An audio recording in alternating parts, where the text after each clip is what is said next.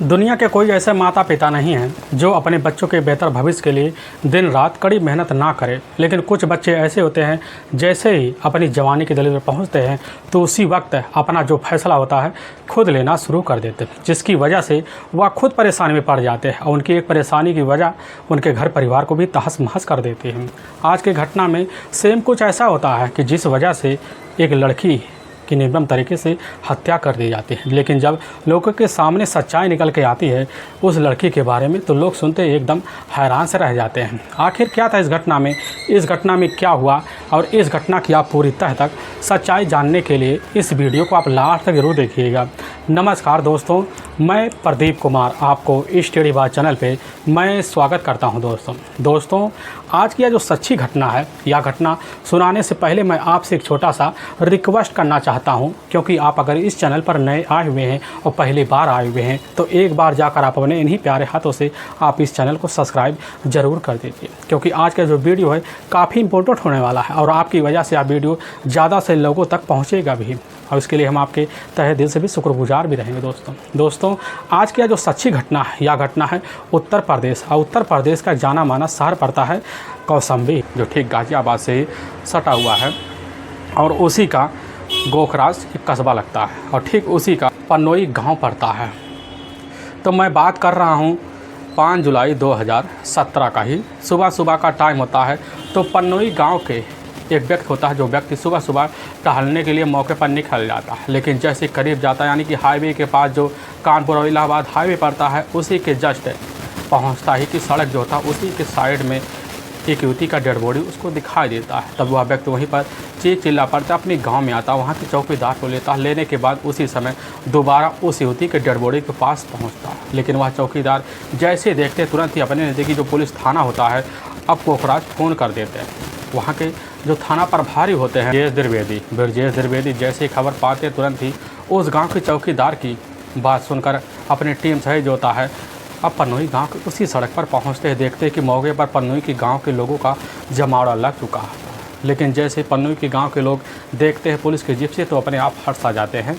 लेकिन जैसे पुलिस करीब पहुँचती देखती कि सही में वहाँ एक औधे मुँह एक युवती पड़ी हुई है और उसी समय पुलिस की टीम जो होती है उस युवती को पलटती है तो देखती जो माथा होता है बीचों बीच हिस्से पर किसी गोली दागे की गहरा सा निशान होता है, लेकिन उस युवती की उम्र यही लगभग 23 से 26 साल के बीच दिख रहा होता है। अब वहाँ थाना प्रभारी जो होते हैं ब्रजेश द्विवेदी तुरंत ही उसी समय उस बॉडी को अच्छे से वहीं निरीक्षण करना शुरू कर देते हैं, लेकिन जब पास देखते हैं ना कोई खून के धब्बे दिखाई देते हैं, ना कोई खरोच मरोच का निशान दिखाई देता है। अब ब्रजेश द्विवेदी तुरंत ही वह समझ जाते कि जिसने भी यह कारनामा किया है वह व्यक्ति बड़ा ही साथी रहा होगा, क्योंकि यहाँ पर इस युवती की तो हत्या नहीं हुई है, जहाँ पर हत्या हुई है वह घटना कहीं और बना हुआ है, क्योंकि यहाँ पर तो पूरी तरह से सफाया ना कहीं खोखे दिख रहे हैं। पुलिस की जो टीम होती है जब निरीक्षण करने के बाद इसकी सूचना अपने से बड़े अधिकारी को भेजा देती है और साथ में उस युवती का वहीं पर शिनाख्त करना चाहती है, लेकिन जितने भी खड़े व्यक्ति होते हैं मौके पर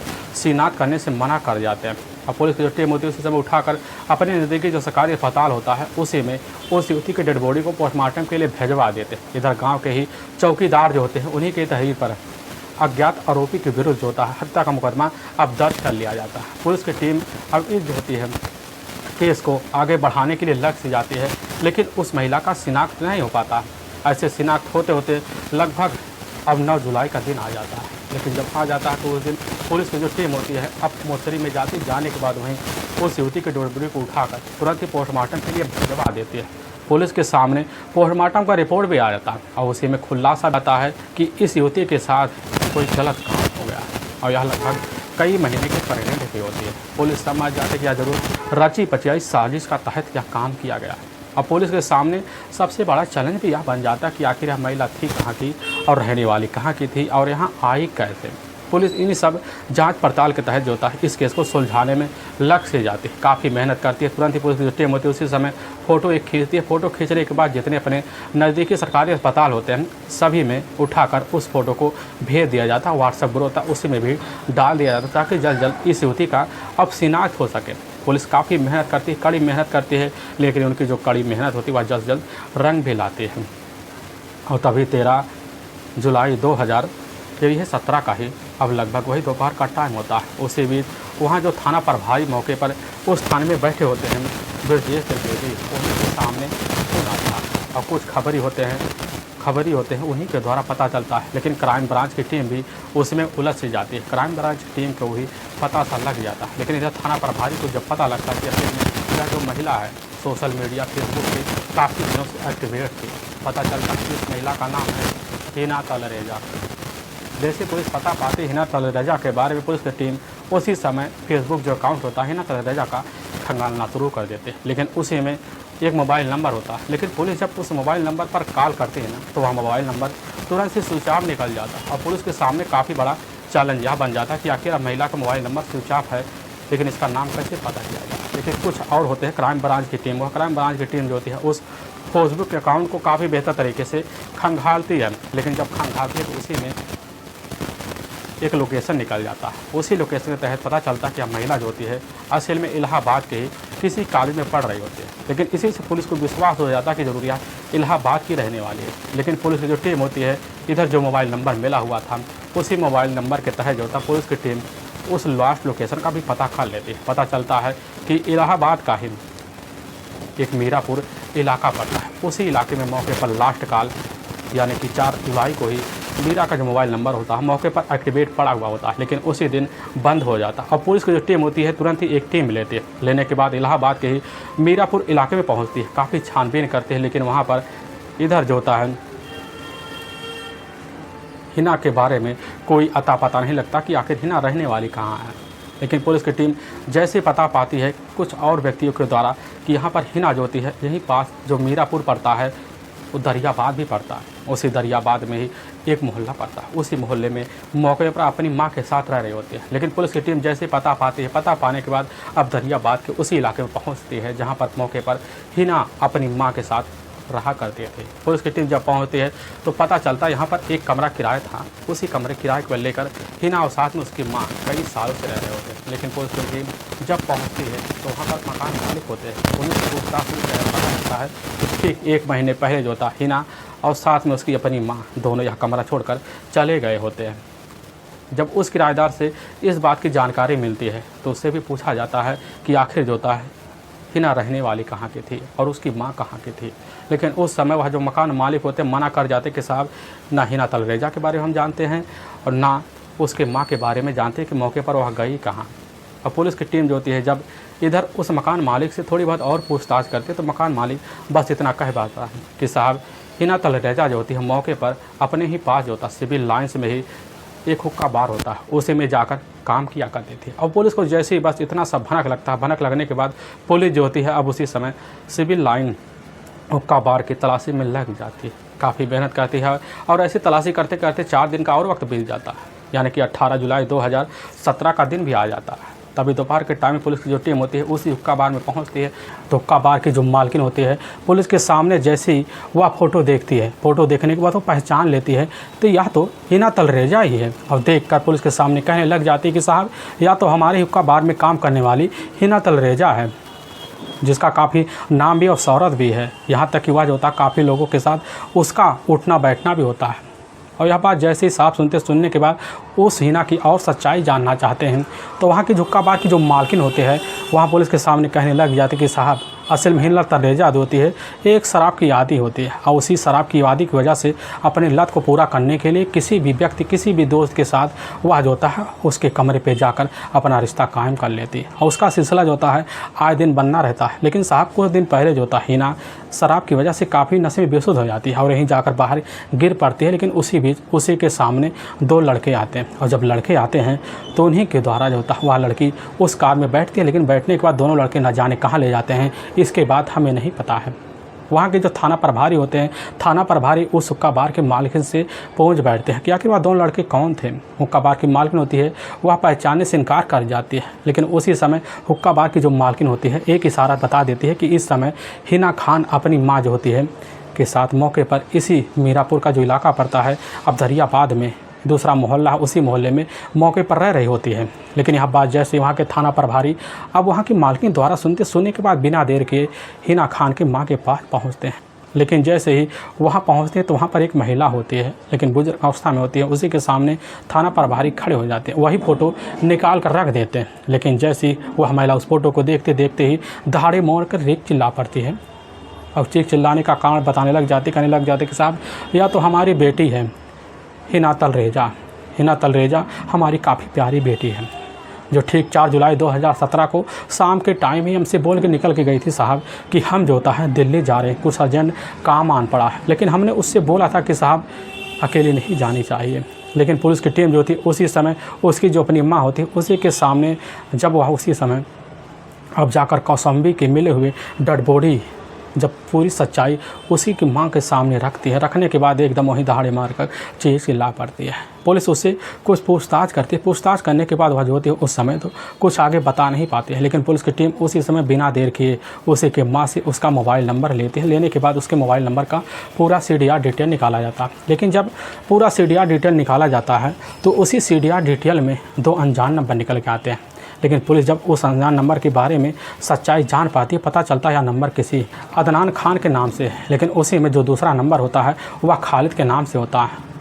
लेकिन उसी में एक नंबर और होता है जो बिक्की के नाम से होता है। पुलिस की टीम उसी समय जब तीनों के बारे में जानकारी पाती है, जानने के लिए पुलिस की टीम कुछ खबरी को लगा देती है। लेकिन अदनान खान के बारे में पुलिस के सामने एक चौंकाने वाली खुलासा हो जाता है। उससे पता चल जाता है अदनान खान जो होता है मौके पर एक शादीशुदा भी होता है। उसके टोटल 2 पत्नियाँ होती हैं। लेकिन जो पहली पत्नी होती है वह कोई और नहीं होती है, वह होती है हिना जो होती है उसकी पहली पत्नी उसकी ज़िंदगी में ठीक 3 साल पहले आए हुए थे। लेकिन ऐसा कुछ हो जाता है कि इनके बीच झगड़े तकरार हो जाते हैं। लेकिन पुलिस जब झगड़े तकरार का कारण जानती है तो पुलिस को शंका होता है विश्वास में बदल जाता है और बिना देर किए पुलिस की टीम उधर अदनान के घर जाती है। लेकिन अदनान खान के जब घर जाती है तो उसके घर पता लगता है अदनान खान और उसका जो अपना करीबी दोस्त होता है जो इसी के इलाके में रहते होता है खालिद भी फरार चल रहा है। पुलिस को शंका होता है, अब यकीन बदल जाता है। यकीन बदलने की वजह से पुलिस की टीम उसी समय अदनान के घर की पूरी तलाशी करती है, छानबीन करती है। लेकिन उसी के घर में जो होता है इधर अदनान खान और साथ में हिना का ही कोर्ट मैरिज का सर्टिफिकेट मिल जाता है। अब पुलिस का जो शंका होता है पूरी तरह से यकीन में बदल जाता है। पुलिस की टीम अब बिना देर किए इधर जो होता है अदनान खान और साथ में खालिद और साथ में उसका जो दोस्त होता है बिक्की के घर पहुंचती है। पता लगता है बिक्की भी फरार है। पुलिस का जो शंका होता है और बढ़ जाता है। इसी शंका की वजह से पुलिस की टीम खबरियों को लगा देती है। खबरी काफ़ी तलाशी करते हैं। लेकिन इधर जो होता है अब ना अदनान का पता चलता है ना बिक्की और ना खालिद का। पुलिस काफ़ी सोच में पड़ जाती है और उसी समय अदनान के मोबाइल नंबर को भी सर्विलांस पे डाल देते हैं। लेकिन सर्विलांस की मदद से पुलिस को पता चलता है कि इस समय अदनान और बिक्की का जो मोबाइल है मौके पर मुंबई दिखा रहा है। पुलिस की टीम मुंबई भी जाती तलाशी करती है, लेकिन वहाँ से भी खाली हाथ लौट आती है। लेकिन जब लौट आती है पुलिस की टीम काफ़ी अचंभे में पड़ जाती है कि आखिर यह तीनों गए तो कहीं कहाँ। अब पुलिस के सामने यह बड़ा चैलेंज बन जाता है और इसी चैलेंज को स्वीकार करते हुए पुलिस की टीम खबरियों के ऊपर और दबाव मारती है। लेकिन जब दबाव मारती है तो पुलिस की टीम एकदम हताश सी हो जाती है। लेकिन तभी ठीक 28 जुलाई 2017 को ही दोपहर का टाइम होता है। तो उसी वीक वहाँ के जो थाना प्रभारी होते हैं मौके पर द्विवेदी जी अपने ही थाने में बैठे होते हैं। उन्हीं के सामने क्राइम ब्रांच का फ़ोन आता है। क्राइम ब्रांच फ़ोन के द्वारा उन्हीं को पता चलता है कि इस समय जो होता है अदनान खान और साथ में खालिद और यहाँ तक कि बिक्की भी तीनों एक समय बैठे हुए हैं और वह रंगीले जो छबीला जो मज़ार है उसी के सामने बैठकर कुछ फैक लगा ले होते हैं। पुलिस को जैसे पता चलती उसी समय बिना देर किए वहाँ पर धावा बोलती है। लेकिन पता चलता है कि जैसे पुलिस को तीनों देखते हैं तो मौके पर 2 व्यक्ति फरार हो जाते हैं और एक हट्टा कट्टा व्यक्ति नौजवान युवक पुलिस के हत्थे चढ़ जाता है। लेकिन पुलिस जब पूछताछ करती पता चलता वह तो अदनान खान है। अदनान खान को पुलिस अपने कब्जे में लेती है और थाने ले आती है। लेकिन जब पूछताछ शुरू करती बिना देरी के अदनान खान जो होता है इधर हिना के हत्या का जुर्म कबूल कर लेता है। लेकिन पुलिस के सामने जो सच्चाई रखता है इससे सुनने के बाद पुलिस का जो कलेजा होता है एकदम थर्रा जाता है। असल में इसी उत्तर प्रदेश का ज़िला लगता है इलाहाबाद और उसी का मोहल्ला पड़ता है अब मीरापुर के रहने वाले होते हैं रतन कुमार तलरेजा। उनकी अपनी पत्नी होती है नीलमा तलरेजा। अब उनके टोटल बस इकलौती वही बेटी होती है और वह बेटी होती है हिना तलरेजा इकलौती होने के नाते काफ़ी चंचल भी, काफ़ी चालाक भी थी और काफ़ी हठी भी होती थी और उसको काफ़ी मान सम्मान और काफ़ी प्यार भी देते थे। कैसे न तैसे कर अपनी बेटी को कैसे न तैसे कर ज़िंदगी में अच्छे सा गुजारा करवाया जाए। और तलरेजा मौके पर एक हट्टी किस्म की लड़की भी होती है। अपने शौक़ को पूरा करने के लिए अपने माता पिता को अपने आगे झुका भी लेते थे। लेकिन उसके माता पिता अपनी इकलौती बेटी समझकर उसके हव शौक़ को अपने कदम में रख कर पूरा कर देते थे। अब हिना अपने हिसाब से अपनी ज़िंदगी जीना भी चाहती थी। उसके सपने होते थे हमारी ज़िंदगी में कोई अड़ंगा ना बने और अपनी ज़िंदगी अगर हम जिए काफ़ी शौक़ से जिए, यहाँ तक कि जिए हमारे पास ज़िंदगी का कोई रोक भी ना रहे। अब इसी हिसाब से बेधड़क अपनी ज़िंदगी हिना जो होती है जीना शुरू कर देते हैं। लेकिन जब कुछ वक्त बीतता है तो हिना जो होती है अपनी ज़िंदगी के मोड़ पर इस तरह फंस जाती है, क्योंकि कुछ साल बाद उसके जो अपने पिता होते हैं, इधर रतन कुमार तलरेजा भी इस दुनिया को छोड़ के चले जाते हैं। लेकिन इधर कुछ दिन बाद जो होती है अब हिना तलरेजा भी काफ़ी खुशी में ज़िंदगी जीने लग जाती है, क्योंकि वह अपनी माँ की छूट के हिसाब से अपनी ज़िंदगी जीती है, बेधड़क जीने लग जाती है।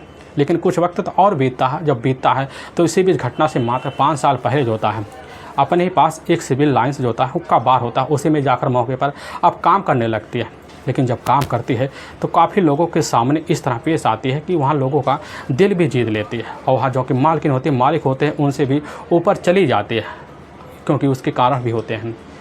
जितने भी लोग वहाँ आते कस्टमर उनका काफ़ी मान सम्मान करती और काफ़ी बात करने का जो तरीका होता है नायाब तरीका होता है। काफ़ी शोहरत वाले भी लोग आते थे, हैसियत वाले लोग भी आते हैं, उनके आगे अच्छी तरह से अपने आप को भी पेश करती है, जिसकी वजह वह खुश हो जाते हैं और खुश होने की वजह से उसके ऊपर काफ़ी ज़्यादा पैसे बिताते थे और महीना अपने शौक़ को पूरा करने के लिए उन्हीं पैसे का उपयोग बेहतर तरीके ढंग से कर लेते थे। लेकिन समय तो बीतने लगता, लेकिन साल 2015 में ही उसी समय इलाहाबाद का ही रहने वाला होता है अदनान खान। अदनान खान के अपने पिता होते हैं अहमद खान होते हैं एक रईस होते हैं और उन्हीं का इकलौता बेटा होता है, वह बेटा होता है अदनान खान। और इसी रईसीपन की वजह से अदनान खान जो होता है के 2 करीबी दोस्त भी होते हैं खालिद और साथ में विक्की। खालिद और साथ में जो विक्की होते हैं उसके इतने करीब होते हैं कि उसके पैसों पर ऐश किया करते थे। ऐश की वजह से इधर जो होता खालिद और विक्की जो होता और साथ में अदनान तीनों मिलकर मौज मस्ती किया करते थे। इनका रोज़ का घूमना फिरना बना भी रहता था, हर शौक़ पूरा कर लेते थे, क्योंकि अदनान जो था अपने पिता अहमद खान के बदौलत ही ज़िंदगी जी रहा था। लेकिन साल 2015 के वही जनवरी का जब महीना होता है तो उसी बीच अदनान खान मौके पर अपना मोबाइल पे फेसबुक चला रहा होता है। लेकिन उसी फेसबुक पे एक अच्छी सी प्रोफाइल आता है, उसी प्रोफाइल पे एक फ़ोटो होता है, वह फ़ोटो किसी और का नहीं होता है, वह होता है हिना तलरेजा का। हिना तलरेजा का जो फ़ोटो जो था उसी समय इधर अदनान देखने के बाद उस फ़ोटो को खूबसूरती देखकर एकदम मोहित सा हो जाता है। लेकिन जब फ़ोटो के खूबसूरती देखता है तो उसी बीच उस फाइल का भी जाँच पड़ताल करता है। पता लगता है यह फाइल जो था खुद इलाहाबाद की रहने वाली का है। और उसी समय इलाहाबाद के जो स्टेशन होता है, उसी समय इलाहाबाद का जो लोकेशन होता है वह पता चल जाता है कि इलाहाबाद में लोकेशन के तहत मौके पर जो सिविल लाइन्स हुक्का बार है उसी में जॉब करती है। और उसको पता लगते ही तुरंत ही अपने दोस्तों को साथ लेने के बाद हुक्का बार में जाता, लेकिन अपने सामने हिना तलरेजा को देखता है। देखने के बाद वहीं पर मोहित हो जाता और कैसे ना तैसे जाकर हिना से बात करता। लेकिन जब बात करता उसके साथ कुछ समय स्पेंड करता है और उसी के सामने काफ़ी ज़्यादा पैसे उसके हाथों में रख लेता है। रखने की वजह से हिना अपने आप को तसल्ली देती है और देते हुए जो होता है अपने आप को करीब लवाती है। लेकिन उस समय जो होता है इधर अदनान भी अपने आप को करीब फरोज देता है। अब दोनों के बीच जो होता है मुलाकात होते हैं, लेकिन मुलाकात के जो सिलसिले होते हैं मोबाइल थ्रू आए दिन बढ़ जाते हैं। अब इधर जो होता है अदनान और हिना तलरेजा का दोनों का घूमना फिरना चालू हो जाता है। घूमना फिरना इस तरह चालू हो जाता है कि दोनों अगर कहीं भी जाते हैं तो साथ दिन मिलकर शादी का फैसला लेते हैं। लेकिन जब फैसले के बारे में इधर जो होता है हिना तलरेजा की माँ को खबर लगता है, हिना तलरेजा की जो माँ होती है अब नीलमा तलरेजा को जैसे ही खबर लगता है उसी समय भरना आ जाती है। अपनी बेटी से कहने लग जाती है कि बेटी तुमने अपनी ज़िंदगी को बेहतर तरीके ढंग से चलाओ और ना कि शराब की लत में इस तरह डुबो कि अपनी ज़िंदगी का जो फैसला गलत तरीके से लो। लेकिन अपनी माँ से वहीं लड़ झगड़ बैठती है। और इधर जो होता है अदनान के पिता को जब पता लगता है, अदनान के पिता भी अब इधर जो होता है अदनान को काफ़ी समझाते हैं, लेकिन अदनान अपनी बात पे अड़ जाता है। और दोनों मिलकर साल 2015 के अब जाता जुलाई महीने में जाकर दोनों एक मस्जिद होता है उसी में जाकर अब निगाह कर लेते हैं। निगाह करने के बाद अपनी ज़िंदगी जो होता है पास जाकर कमरे किराए लेते हैं। वहीं कमरे के किराए में अदनान और साथ में हिना रहना शुरू कर देते हैं। बेहतर तरीके ढंग से हिना रहने लग जाती है। लेकिन जैसे 1 साल बीतता है तो उसी बीच हिना के जो खर्चे होते हैं उस खर्चे के बारे में जानकारी अदनान को लग जाता है, क्योंकि हिना के जो खर्चे होते हैं काफ़ी बेहतर होते हैं। अब इस खर्चे को झेल पाना अदनान की बस की बात नहीं होती है। लेकिन इसी खर्चे को रोकने के लिए अदनान काफ़ी कोशिश करता, लेकिन जब कोशिश करता तो हिना जो थी इसी खर्चे के खिलाफ हो जाते हैं, जिसकी वजह से इधर अदनान अपनी पत्नी से लड़ झगड़ बैठता और लड़ झगड़ने की वजह से अब आए दिन झगड़े तकरार हो जाते हैं। अब जाते हैं कि जो था अदनान अपनी पत्नी को काफ़ी चहेती बनाने के लिए उस समय फैसला लेता, कहने लग जाता कि तुम हुक्का बार की जो नौकरी है और इस समय तुम छोड़ दो। लेकिन इधर ज्योति जैसी बात सुनती है ना तो उस समय अपने पति अदनान से लड़ झगड़ बैठती है और यह सिलसिला जो होता है बार बार जो होता है अदनान हर बार टोकते हुए बनाना शुरू कर देता है, जिसकी वजह से इधर अब हिना तलरेजा परेशान हो जाती है। लेकिन एक दिन ऐसा फैसला लेती है कि वह उस हमेशा हमेशा के लिए अदनान को छोड़ने की फैसला लेती है और लेने के बाद अपने पास जाती है एक इलाके में जाकर खुद कमरे का किराया लेती है और वहीं पर रहना शुरू कर देती है। जब रहने लग जाती है तो इधर जो था अपने मन मुताबिक अब हिना तलरेजा ज़िंदगी जीने लग जाती है। ना उसको कोई रोकने वाला होता, ना कोई टोकने वाला होता। लेकिन हिना के कुछ अपने रहीसी दोस्त भी होते हैं और उन्हीं के साथ हिना खान का उठका बैठा बन जाता और उन्हीं के साथ मिलकर शराब के पैक भी लगाती है और उन्हीं के साथ मिलकर यहाँ तक कि रिश्ता भी रखती है और रिश्ते का जो सिलसिला होता मन मुताबिक हिना खान का चलने लग जाता। लेकिन इधर जो था अदनान अपनी ज़िंदगी में एक अहम फैसला लेता। तभी अदनान जो था अपनी ज़िंदगी में अपने हिसाब से लड़की की तलाशी करता और जाकर उसी के साथ निगाह कर लेता। लेकिन इस निगाह के बारे में जानकारी कुछ दिन बाद जाकर जब हिना तलरेजा को लगता है तो एकदम सन सा रह जाते। सन सा रह जाने के बाद ना कुछ सोचती ना कुछ समझती है, क्योंकि उसको पता होता है कि अभी तक हमारा भी तलाक नहीं हुआ है। और इसी वजह से बिना देर किए अपने नज़दीकी पुलिस थाने में जाती है और वहाँ उसी समय अदनान के ऊपर जो होता है मुकदमा दायर करवा देती है। दायर होते ही पुलिस की टीम जैसे अदनान के पास पहुंचती है, अदनान को जानकारी दे। अदनान उस समय सन्न से रह जाता है और पुलिस से कुछ मोहलत लेता है और इसी उस समय जाकर अब हिना के पास पहुंचता, माफ़ी मांगना शुरू कर देता, कहने लग जाता है कि हमसे बहुत बड़ी गलती हो गई है, हम तुम्हारे कदमों में चलेंगे, आइंदा से ऐसी गलती नहीं करेंगे। लेकिन इधर जो होता है अदनान तो एक शादी कर चुका होता है और दूसरी शादी कर बुरी तरह से फंस जाता। और लेकिन इसी मौके का फ़ायदा उठाकर अब हिना तलरेजा हर दिन पैसे की मांग बढ़ाना शुरू कर देते, जिसकी वजह से जब उनके मुताबिक घूमने का मन होता हिना का तो अपने साथ अदनान को लेती और उसी के हिसाब से घूमने चली जाती। और धीरे धीरे जो होता है अदनान के करीबी के जो दोस्त होते हैं उससे बिछड़ना शुरू हो जाते हैं, क्योंकि अदनान का जो जेब होता है हिना की वजह से खाली होना शुरू हो जाता। अब इस वजह से इधर अदनान काफ़ी ज़्यादा परेशान हो जाता है, क्योंकि इधर अदनान का जो जेब होता है जब खाली होने लगता है तो अदनान जो होता है उस समय समझ जाता है कि हिना ने हमारी ज़िंदगी के साथ काफ़ी ज़्यादा खिलवाड़ किया है और यह सब सोचकर रात दिन उसके लिए काफ़ी महंगा सा पड़ जाता है। लेकिन इसकी जो खबर होता है इधर आकर अदनान की जो नई पत्नी होती है उसको लग जाता है। लेकिन जब पता लगता है तो अदनान की नई पत्नी अब इधर अदनान से भी झगड़े तकरार शुरू कर देती है, क्योंकि अदनान की नई पत्नी यह नहीं चाहती थी कि हमारी ज़िंदगी में कोई सौतन बनकर हमारी ज़िंदगी में अब रहे। अब इधर उसकी पत्नी अदनान को काफ़ी समझाती बुझाती, लेकिन अदनान जो होता है उस समय काफ़ी उलझन में पड़ जाता है। वह सोचने लग जाता है कि इसी हिना तलरेजा की वजह से हमारी ज़िंदगी बदनाम हो रही है, हमारे इलाके में बदनाम हो रही है, काफ़ी लोगों के सामने भी बदनाम हो रही है। वह समझ जाता कि जो बदनामी के जो कारण है सब हिना का ज़िंदगी बन रहा है और उसी समय फैसला भी ले लेता कि हिना तलरेजा को अपनी ज़िंदगी से हमेशा हमेशा के लिए मिटा फेंकेंगे। तभी उसी समय उसके जो अपने करीबी दोस्त होते हैं जो सागंज के ही रहने वाले होते हैं और बिक्की और साथ में खालिद के पास जाता। जाने के बाद दोनों को उसी समय पूरी कहानी बयां कर देता है और खालिद बिक्की जो थे उसके एहसानों तले दबे होने की वजह से उसके प्लान में शामिल हो जाते हैं। अपने प्लान को कामयाब करने के लिए इधर जो होता है अब जाकर अदनान फ़ोन के द्वारा आए दिन हिना से मीठी मीठी बातें शुरू कर देता है। मीठी मीठी बातों में इधर हिना उलझ से जाती हुआ भी समझ जाती कि लग रहा है अब अदनान सुधर सा गया है। अब लेकिन तभी 4 जुलाई 2017 का अब शाम का टाइम होता है, तो उसी वक्त हिना के पास फ़ोन आता है अदनान का। अदनान कहने लग जाता है कि इस समय जो होता तुम दरियाबाद आ जाओ, एक होटल में मौके पर बैठे हुए, वहीं आकर अच्छे से चाय नाश्ता करेंगे। यह बात जैसे हिना तलरेजा सुनती अपनी माँ अगर अब नीलमी तलरेजा से बोलने लग जाती कि माँ जी इस समय हम जा रहे हैं दिल्ली टहलने के लिए, हमें 2 से 3 दिन लग सकता है। अब नीलमा तलरेजा जैसे अपनी बेटी हिना तलरेजा की बात सुनती कहने लग जाती कि बेटी तुम्हारी जो ज़िंदगी है ना बड़े मोड़ पर खड़ी है, हमें लग रहा है कहीं तुम्हारे साथ कुछ गलत ना हो जाए। और वहीं पर नीलमा काफ़ी समझाती बुझाती है, जब समझा बुझा देती है तो उनकी बात को जीत लेती है। जीतने की वजह से बिना देर किए अपनी माँ से बोल के चली जाती है कि अब हम लगभग 2 से 3 दिन बाद वापस ज़रूर लौट आएंगे। और उसकी माँ तुरंत ही 97 दिन करने लग जाती है ठीक है बेटी चले जाओ और ज़िंदगी में कभी किसी पे भरोसा मत करना। और वहाँ से जो होती इधर अब हिना तलरेजा निकल जाते हैं। निकलने के बाद जैसे दरियाबाज के होटल पास करीब पहुँचती है तो वहीं पर खड़ा होता है अदनान और साथ में उसके अपने 2 करीबी दोस्त होते हैं खालिद और बिक्की कार के पास होते हैं। लेकिन इधर अब जैसे हिना जाती है कार के पास पहुंचती है तो इधर खालिद उसी समय हिना को इशारा करता है, हिना जाकर उसी कार में बैठ जाती है और उसी कार में तीनों बैठते हैं और कार चलाते चलाते कुछ टाइम लगता है। कुछ टाइम बाद जाकर कानपुर जो हाईवे होता है उसी पे चढ़ा देते हैं। लेकिन जब चढ़ाते हैं इलाहाबाद के हाईवे पर तो उस समय गाड़ी चलना शुरू हो जाता है और इसे चलाते चलाते दोनों अब कौसम्बी के जो सूरतगंज पड़ता है उसी के पास एक ढाबा होता है। उसी ढाबे के पास जाकर इधर अदनान अपनी कार रोक लेता है, क्योंकि कार चलाने वाला होता है वह खालिद ही ड्राइवर बनाता है। और ड्राइवर जब कार रोकता है तो उसी ढाबे में जाते हैं। तीनों बैठकर अच्छे से चाय नाश्ता करते हैं। चाय नाश्ता करने के दौरान इधर जो होता है वहीं काफ़ी सारे शराब के पैक भी लगा देते हैं। लेकिन जब लग जाते हैं तो उसी बीच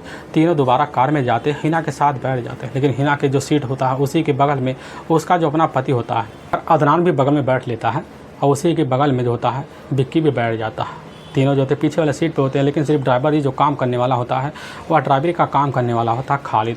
अब खालिद कार चलाया जा रहा होता है, लेकिन जैसे ही कार कुछ दूर पहुंची तो एकदम रात का सन्नाटा हो जाता है। और सन्नाटा होने के वक्त लगभग रात का 10:30 बजे के आसपास टाइम होता है। उसी बीच इधर जो होती है मौके पर हिना एक सेल्फी लेती है, और लेकिन एक नहीं 2 ले लेती है। दोनों सेल्फी उस समय फेसबुक पे पोस्ट कर देती है। लेकिन उस समय थोड़ी बहुत नशे में होती है। नशे की अवस्था उसकी माँ देखती है जब फ़ोटो तो समझ भी जाती है। लेकिन इधर कार अब चलाते चलाते लगभग रात का वक्त हो जाता है, 1 बज जाता है। लेकिन जैसे ही कार चलाने लगता है सुनसान जगह देखते हैं तो उसी बीच अदनान का जो नीयत होता है ख़राब हो जाता है। हिना को देख कर तो उसी समय रिश्ता बनाने की मांग करता है, लेकिन इधर रिश्ता बनाने की मांग को अस्वीकार कर देती है, जिसकी वजह से उसी के ऊपर अदनान टूट पड़ता है।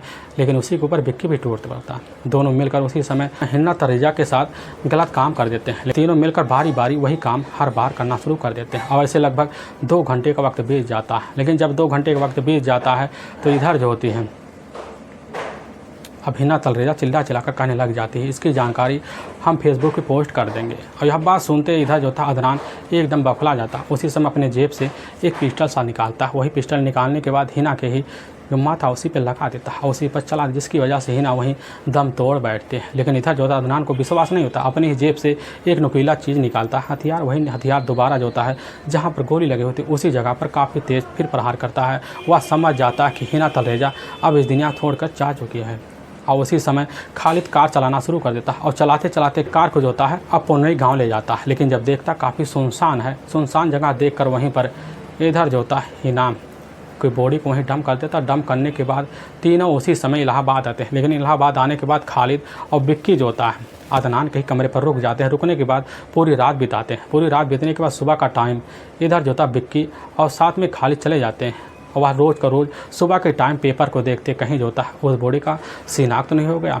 लेकिन जैसे ही 14 जुलाई का दिन होता है तो उसी समय जो होता है इधर हिना की बॉडी का शिनाख्त भी हो जाता है। इनको पूरा यकीन हो जाता है कहीं ना कहीं हम पकड़े जाएंगे, और उसी दिन जो होता है तुरंत ही तीनों मिलकर फैसला लेते हैं और मुंबई चले जाते हैं। लेकिन ऐसे टहरते टहरते ठीक 16 दिन का वक्त बीत जाता है। लेकिन पुलिस के हत्थे जब लगते हैं तीनों, और पुलिस के सामने जब यह सच्चाई जो होता है इधर सिर्फ अदनान लाता। अदनान के तहरीर पुलिस की जो टीम होती है, जो नामदोज आरोपी होते हैं, तीनों को बनाते, तीनों के तहरीर पर मुकदमा दर्ज करके और पुलिस की टीम बिना देर के अदनान को ले जाती, वहाँ के कोर्ट में पेश कर देती है। और कोर्ट में अदनान के ऊपर काफ़ी गंभीर धारा में मुकदमा दर्ज करके ले जाकर हमेशा हमेशा के लिए जेल के सलाखों के पीछे भी डाल देते हैं। दोस्तों, हमें इस घटना का सुनाने का उद्देश्य किसी को परेशान करना नहीं है, और ना ही किसी के दिल को ठेस पहुँचाना है, बल्कि आपको यह बताना है कि आप जहाँ भी रहें आप सावधान और सतर्क जरूर रहें।